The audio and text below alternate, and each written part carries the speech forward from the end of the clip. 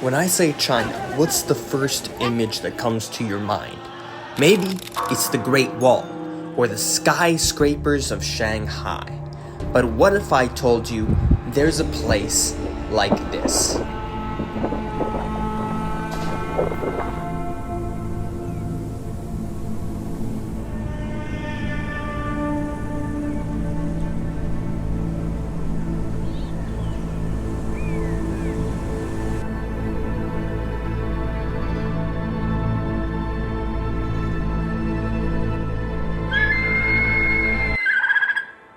Welcome to Guilin, the land of Karst wonders, the pearl of the Li River, and Fairyland on Earth.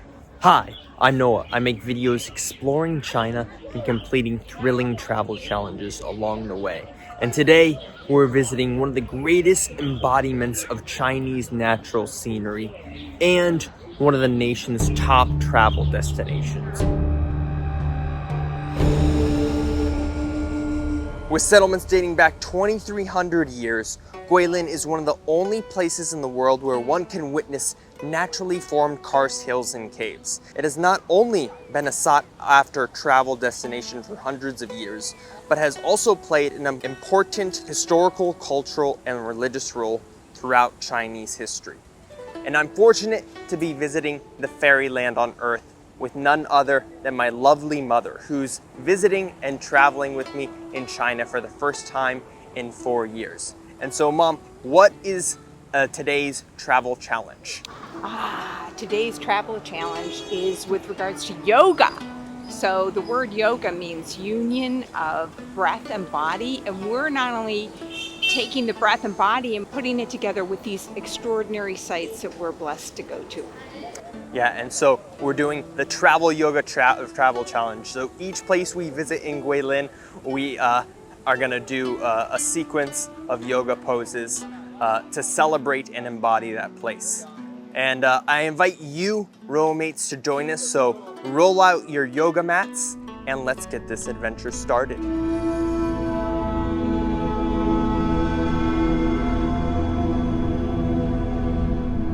Our journey begins as the fabled Elephant Trunk Hill. And hey, you guessed it, Mother Nature crafted this stunning formation to resemble an elephant dipping its trunk into the water for a refreshing drink.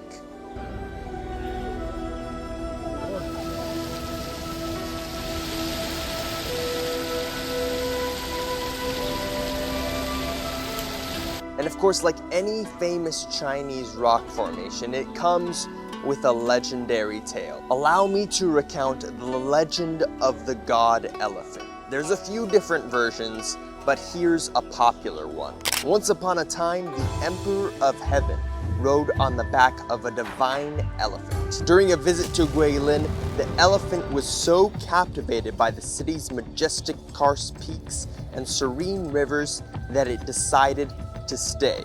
Enraged by this decision, the Emperor of Heaven struck the elephant with his sword from the sky. The elephant fell, transforming into what we now know as Elephant Trunk Hill. The Emperor's sword, left protruding from the elephant's back, is believed to have turned into the Sun Pagoda at the top.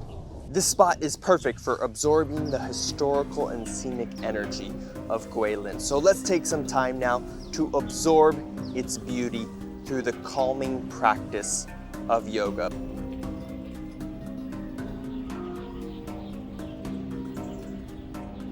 So yeah, could you kind of tell me what has the power of yoga been in your life?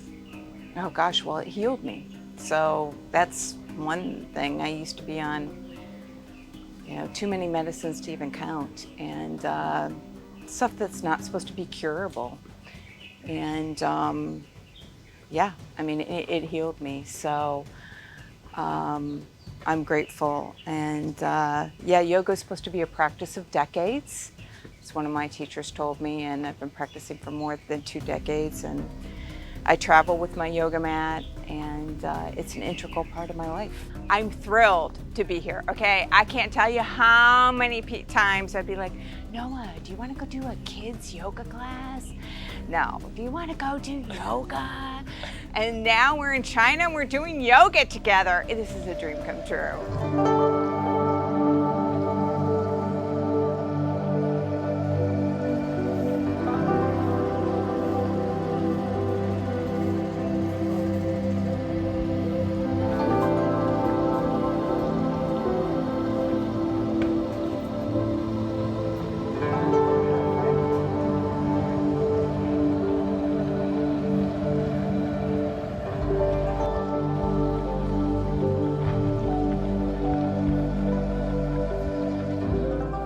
At times there's been a lot of people here, a lot of tour groups. It's loud and boisterous. And I asked you, Mom, are you sure you want to do our yoga session right here? And you said yes. And why was that?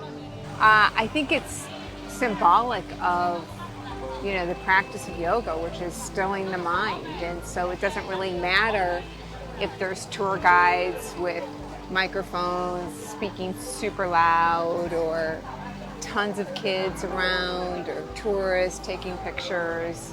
Doesn't matter. And that was amazing for me. I don't know about for you, but as soon as I got on the yoga mat, like, just everything disappeared, and it was only my practice.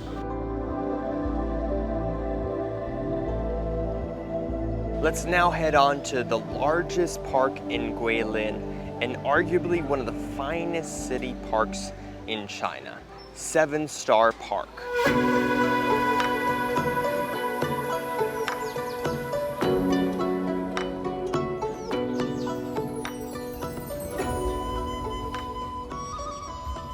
This must-see destination in Guilin dates back to the Sui dynasty and is named after the 7 captivating Karst peaks that defined its landscape. Whether you're a seeker of adventure or tranquility, 7-Star Park has it all.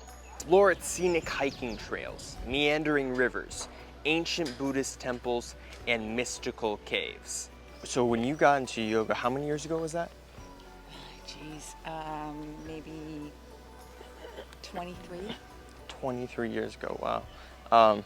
It wasn't even that popular in the States, and yeah, what have you seen in, like, I guess, the growth and evolution of yoga in this world? Oh my God, so when I started, I had to drive for like 20 minutes to find a yoga studio. Now you can walk to your corner and find 2 yoga studios, you know, and yeah, no one did yoga, finding the yoga material and equipment and, you know, blocks and support stuff. Yeah, no one did it. And so it's been beautiful for me to see the growth in something that's brought me great joy and healed my body and stilled my mind, and it's expanded in ways I never imagined.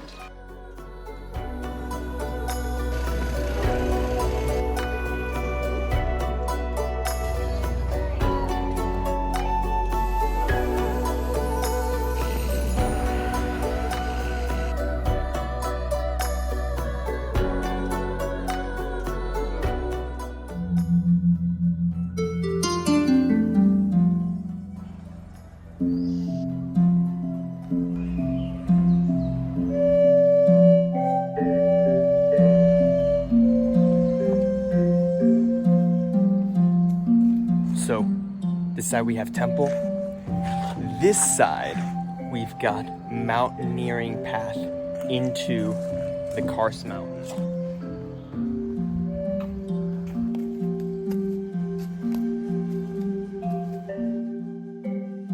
So it's called Camel Hill. Mom, does it look like a camel?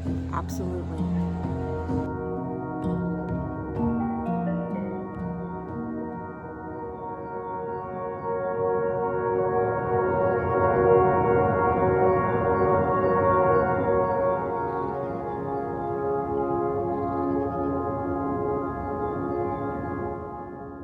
Hey, Mom, what are your yoga round number 2 here at 7-Star Park? How was your experience?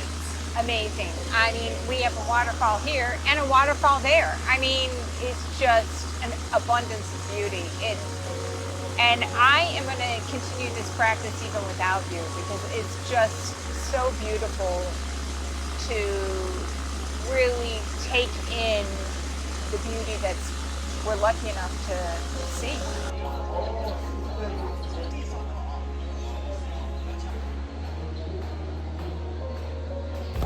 So Mom, what do you think about 7-Star Park?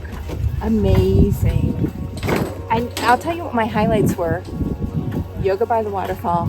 And the monkeys! Oh my gosh, so much fun. The monkeys. And of course this, riding a bike. But my last memory of riding a bike with you was when you were 2 years old in Toronto. So here we are again. Here we are.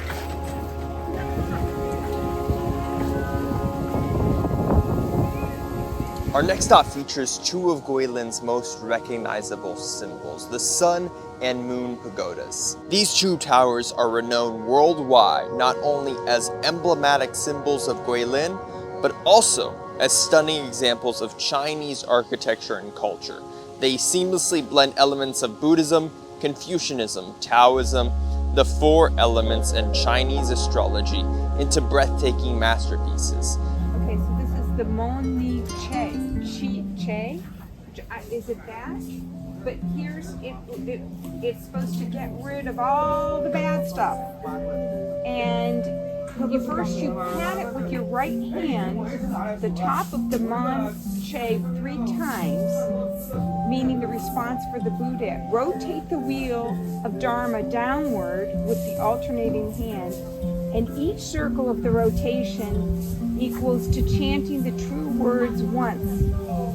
Before you rotate the wheel of Dharma, it would be even better if you open your carry-on, indicating that you're accepting of treasures and blessings. Okay, let's go for it. Opening up your wallet to receive treasures. Yeah, here it is. It's all open. I'm ready to receive treasures. There you go.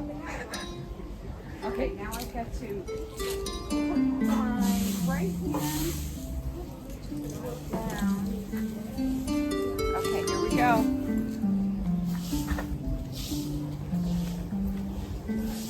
You have to be tall to clear your energy field.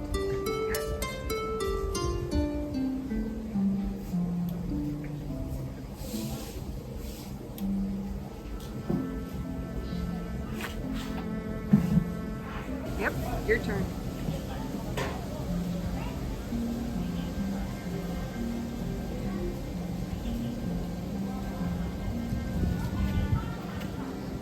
It says this is the only one in China. So the cool thing about these pagodas here is it feels like a secret labyrinth of towers. Like if you can go upstairs to get to the Moon Pagoda, but then if you go downstairs, you can take this underground tunnel and go directly to the Sun Pagoda. What an adventure it is. And fun fact, the Bronze Pagoda stands as one of the tallest pagodas built over water. Mom, what are your thoughts on the pagodas? And You know, I love how in Asia they combine like beautiful buildings and the landscape architecture with the water and the gardens. I am a fan. beautiful.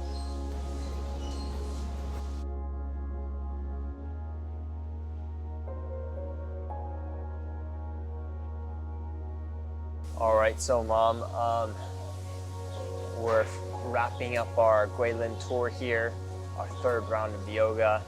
Here, right in front of, this is which pagoda is this? The Moon Pagoda, right? Mm-hmm. Yeah. Oh, what are your reflections? You know, I think it's so beautiful because the moon is feminine energy, the sun is masculine energy. This building is supposed to represent the love between the sun and the moon. So how beautiful for us to practice yoga, male and female, mother and son, at this beautiful location. What are as we kind of like wrap up this tour, what are your thoughts, reflections on the city of Guilin? I'll tell you, I am amazed with China as a whole. There's just such a wealth of treasure to be explored. Just any one of these aspects of either one of these pagodas, you know, would be in a major museum. And it just, the breadth of history and treasure, and it's just really astounding. And I'm grateful to be here. I think that's a beautiful way to cap this off with a gust of wind blowing through. So with that, we'll see you all for our next great China adventure.